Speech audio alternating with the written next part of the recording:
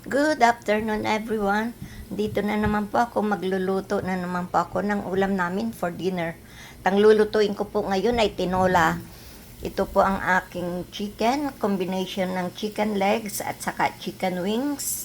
At lalagyan ko po siya ng dahon ng sili, sayote at igigisa ko rin po sa bawang, luya at sibuyas. At eto po, mag-start na po akong mag-isa. So, eto po, okay na po ang ating bawang, luya at sibuyas. Ilalagay ko na po ang ating karneng chicken.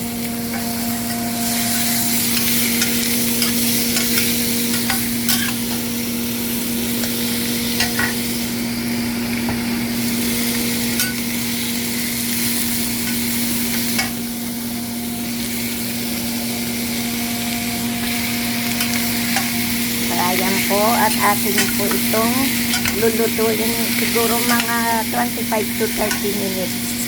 Lalagyan ko rin po ito ng black pepper at saka ang ating patis.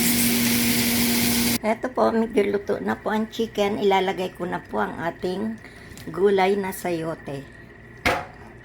Ayan po, at hintayin po natin maluto ito. Siguro mga ilang minuto lamang po at luto na rin itong sayote.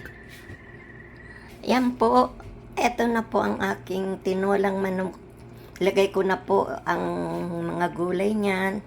So, I hope nagustuhan nyo po lahat ng aking ginawa today. At ang aking niluto, sana'y nagustuhan nyo. So, have a good day, guys.